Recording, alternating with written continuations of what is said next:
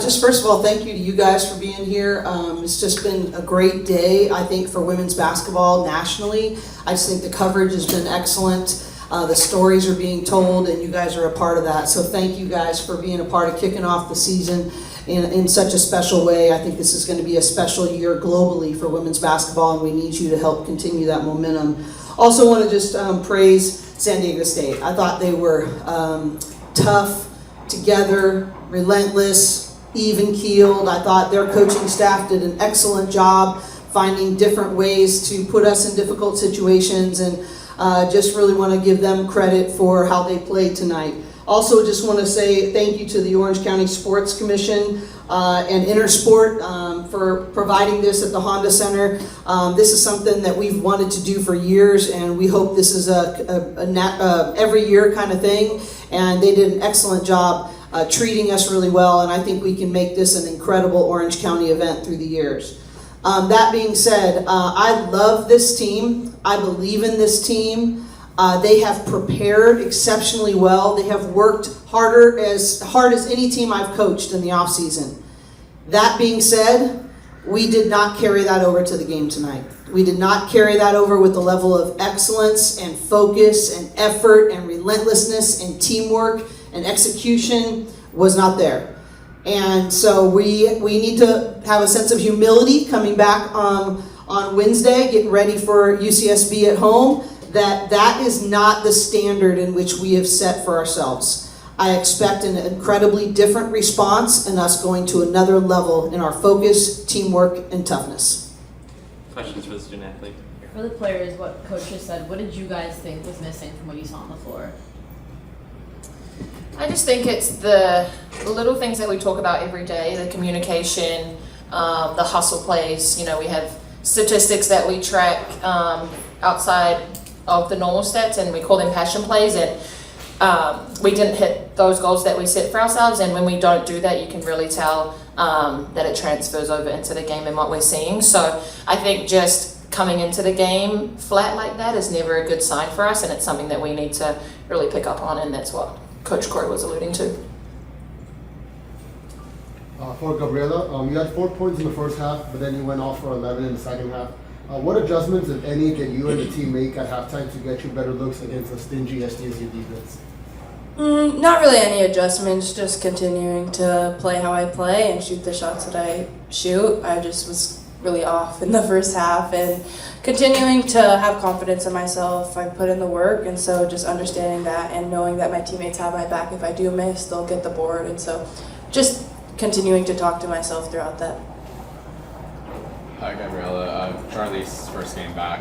What was it like to watch her just command the offense and be able to just see it run through her? I was so excited to play with Charlie. It's finally our first official game. We had some scrimmages and in practice. I'm just getting so excited to just play with her finally. And she was great for us last year, although she didn't play. Just her voice, her knowledge was super helpful. And so just seeing her on the court like 600 days later, just super proud of her and the hard work she has put in. For Gabriela, double-double first game of the season. Can you talk a little bit about the offensive rebounding? What is pushing you get those box out and get those offensive rebounds for second chance looks? Yeah, that's just how I play, is going to crash the boards. It's super important to the team, and that's just, I want to do that. I want to get those rebounds. You know, it's fun for me to go crash and things like that, and I think if I'm really setting the tone like that, I want the team to follow as well, and so just continuing to have that mindset, I'm going to go get it, is helpful to me. My question is for Charlize. Just coming back, your first game of the season, how did you feel with your performance after being out so long? I feel good. I mean, I think I've just been so excited to play with this group of girls, and obviously the prep throughout the summer, throughout the preseason, our scrimmages, like I've just had so much fun finally being out on the court with them. And so, I think kind of working my way back into the game, you still kind of have that just being the first official game, but again, I try not to focus on my own game too much and just try, obviously being in a point guard position, facilitating, really trying to get my teammates involved, but overall it was fun being out there. And for Gabriela, another big part of the game has been, the layups kind of finishing on the inside. I mean, how big has that been, kind of, just especially to complement the rebounding that you've been able to do? Yeah, just putting in the work. Shout out to all the coaches that has helped me through the off season, and now I've just been really focused on getting better and improving, but continuing to maintain what has got me here, which is the hustle plays, the out of area rebounds, offensive rebounds, and so just continuing to do both. For sure, Lisa, what do you think was going on in that late third quarter, early fourth quarter? What do you think caused kind of the defensive and offensive lull? The lull? The lull, yeah. Again, I think it just comes back to our communication. I mean, we harp on about that all the time, but it really is that we had a lot of lapses in people, not running out to three-point shooters, and our switches were kind of off. And so I think it's just those things that we really need to tighten up, and it always comes back to communication, and especially in that third quarter when we're, rotating people through and talking about different subs. They got kind of on a hot streak, and we just didn't adjust quickly enough to combat that. Charlize, the first quarter, like the three-point shots weren't really going in to start. You guys kind of found some rhythm with it later on, but was it just kind of like sticking with the shot, or was there just kind of like, I feel like there were some early jitters and just the bucket not going in? I don't know if it's about jitters. I mean, we were putting them up, they just weren't going in. But, basketball is a game of runs and momentum, and some days you're going to come out really hot and some days you're not, but I don't think it's don't shoot those open shots, because a lot of them were wide open and we just weren't hitting. But at the same time, we do need to be better at realizing that faster and maybe getting, different looks or cutting off the ball and then, settling for that three a bit later in the shot clock. I think we started to settle a little bit because that's what they were giving us. And again, it's just a bit more game recognition, who's shooting well, who's got the hot hand. If no one does, then finding different ways to score. But it's never a don't shoot that. It's just feeling out the game a little bit. For sure, Lisa, early in the first quarter, I feel like you found Gianna a few times on outlet passes. Can you talk a little bit about the speed that she brings down the floor, how fast she gets down the floor in those moments? Yeah, I mean, when Gianna's on the floor and outside the three-point line, I'm looking for her 10 times out of 10. And, she knows that she has the green light, and in order for her to get those open shots, she needs to get down the floor and get to her spots. And so we practice that all the time. Coach Corey makes us run if we don't get on our outlets and get to our spots. So it's something that's ingrained in our program. But Gianna's really good at knowing where her shots come from and getting to those positions. And it's just, on us and whoever's bringing it up to get her good looks and get her in those spots. For Gabriella, you've played on this team for 4 years now, but playing with Charlize and Gianna, I really felt like set the tempo to start things off. How different was it playing with them to you? You're used to playing with everyone else on the team. Super fun to just play with great players. I think our whole team is just filled with so much talent, and it's just so fun to compete, especially at practice, with great players, the best in the country. And so having the opportunity to play with Charlize, I was just super excited. And then when we brought in Gianna as well, super excited because, I played against all of them and they're really hard to guard. And so I'm just super glad that they're on my team now and I don't have to guard them, only in practice. But yeah, it's just, I think also their knowledge of the game, their IQ is really good too. And so playing off of them is super easy. For Charlize, you talked about how you feel about your performance, but what were those emotions like to get back to the court and play basketball with your teammates, with the new team, not even at home, all that? How did you feel? Yeah, honestly, the whole day, the whole week, I've just been so excited to finally put on the uniform and play and, just being around this group. Like, we have such an amazing group of girls and an amazing group of staff, and there's just been such a great energy about this team, in-house. And for me, coming into this game, I was just finally so excited to be alongside my sisters and play out there. And, a little, obviously still nerves just coming in. It's not, obviously I've been here for a while, but playing for UCLA for the first time. So a little bit of nerves there, but, once the game kind of started and it just all comes back to you pretty natural. So it was really fun. Anything else for our student athletes? Thanks, ladies. Thank you.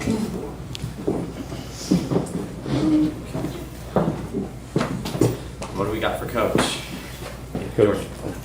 Coach, you earlier or last week you had mentioned that you felt like the team was ready offensively, but you were worried about what they were going to be like defensively. And it felt like today the defense was kind of more evident than the offense. Would you say that the defense kind of helped pick up the offense a little bit, or would you just say it was just a flat all around? Yeah, honestly, it was flat all the way around. I didn't think we had a focus defensively. If I always tell them, look, if you execute the scouting report and it doesn't work, it's my fault. If you don't execute the scouting report and don't do what we said and we don't play as a connected team, it's your fault. And I think we have to make a commitment, even if it's a bad plan. If everybody commits to the plan, you make it work on offense and defense. And that was the biggest thing. I was thinking about how we end and start practice every day connecting our feet, because we never want to be a team of islands or individuals. We want to be a connected together team that does something better because we complete each other, we complement each other. And we didn't show that tonight. So I think it's a good wake-up call, and to say, you know what, if we don't commit to the little championship level standards and habits every day, anything can happen. And I didn't think we played near to our potential on either side of the ball. And Coach, kind of going off of what you said about a wake-up call, I mean, the way that SDSU played in that first quarter especially, how gritty that was, I mean, how much of that is just to hit the ground running start to the season? Yeah, I want to give a ton of credit to them. Stacy, I think, has done a great job there. And they're an NCAA tournament team, they... we obviously maybe have a ranking number next to our name, but we have respect for them. And they, I thought with their young group, they have a lot of new players. I thought they played more connected than we did. We have more individual talent, but I want to give them all the flowers for the way in which they attacked this game. And I thought they did a great job. Coach, I know there's so many pieces on this team, and you were struggling to figure out your starting five, but I know Kiki didn't start today. What went into it? What Kiki's was really, she was not cleared. She had a minute restriction, like a big minute restriction, just a week ago. And so really it's just a matter of her coming back. And this literally was the first day she was completely cleared, just from our staff situation. So I just felt it was appropriate that we let her come along in that fashion. She's been doing an excellent job. She is such a hard worker that way. She's a selfless leader. I'm sure everybody wants to start, right? I'm sure she didn't like it, but the reality is I have to make that choice as she's coming back from having really 6 months off, that, just integrating her into the chemistry of that. But she's been doing great. She may have had her best week and a half of practice just the last week. I think she's been doing really, really well. Her vision's been widening. Her defensive intensity has been going up. It's only a matter of time where you see not only old Kiki, but improved Kiki. I think she has not been healthy for 2 years, and she is healthy and ready to go. And I think the sky's the limit. But really, that was just a progression decision on my part. I'm sure that they'll be. I consider her and Charlize as dual lead guards for us. Charlize led the team plus minus. Did you feel like you said you've already told us, but like the pulse of the team goes a little bit slower? They seem to be more relaxed when she's on the floor. How did you see that as a coach? Yeah, actually when we were walking down the hall here, I said I don't always believe that plus minus is always the greatest indicator. There's a lot of things that on-off stats and different sides of the ball, a lot of things that factor into that. But I think in this case it was reflective. I said to the team before I even looked at the stat sheet that I thought the people that were really trying to play with aggression and dictating how the game was going to be played and a sense of dominance were Gabriella and Charlize. And I think this time it really reflected that by far and away they were our top two, then Gianna was next. And that's another thing I think is really important, that Gianna, she didn't have a good shooting night for her. I mean, she's one of the only 50, 40, 90 players in the country last year. But isn't it interesting that her plus minus is still that high? Because just her being out on the floor changes the spacing of defense. The way she rebounded with 7 rebounds. She made a lot of winning plays that go beyond, the way she shot the ball. And, I hope she can recognize that. I know her well enough to know that she's going to be pretty hard on herself about shooting because she put so much time in, but she's so much more than a shooter.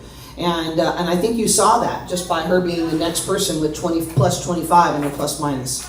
Can you talk a little bit more, Gianna, for a second? There was a moment where she got a block, then Kiki got the ball and she passed right to her. The defensive side of her as well. Yeah, I think that's one of the biggest things she said she wanted to work on this year was she really wanted to be challenged on who she is as a defender. And, she's really been working on it. We've been really trying to get her length out, getting deflections instead of out in front of her. She's been working hard on avoiding screens. She had a goal to not hit more than one screen per half today. She had a goal to get off out of area rebounds, all those kinds of things. And, I just think that our team, though, really, they're so excited. They trust her so much. They see her work that they just are looking for her all the time. And then when she adds the defensive rebounding that fuels then the fast break, you sort of want to reward that and give it right back to her. So she's just getting started. And I do think it's been hard. It's the first time Gianna's played with this many great players around her. It's a short turnaround, and so I just think she's going to take a little bit of time as she gets her rhythm, and it's getting better and better every week. But she's made such a difference. I don't even think she realizes how big of a difference she's made for us. Speaking of Kiki, towards the end, the last, I would say 3 or 4 minutes, she was kind of seemed more aggressive with her shot. And I know that's been kind of a point of emphasis for you, for her to shoot the ball more. Yeah. What were you seeing? What was she seeing in those last? I loved especially when she attacked to her pull-up. I thought she got a little deep a couple times on her penetrations, but I loved it when she flipped the ball screen and then attacked to her pull-up, got the and one. But I like just more than anything a hunter's mentality, that she knows where her spots are, she knows what she's looking for, and she's hunting consistently. She's, I think, making incredible strides, and without a lot of reps. I mean, she hasn't had near the off-season reps that she would normally have physically. It's interesting, though, she's really committed to a lot of things mentally. We made a brand new visualization film where she just saw herself doing it right over and over again. We tried to find as many other creative ways for her to train. I think as each week you're going to see huge strides because I think she's mentally in a really good place. Coach Stacy mentioned that they were kind of surprised at first seeing Lauren, kind of step out of the paint. I know that's been an emphasis for you. Would you say that she's had, trying to get more space or get around the floor a little bit more? Yeah, I actually thought she settled for that space a little bit instead of dominating and then reacting to the space. I mean, people are going to let her go there, but I think that and part of it too is we didn't find her well. We missed her a lot on reversal passes. They were sending people right away and daring us to make the threes, and obviously we didn't make them.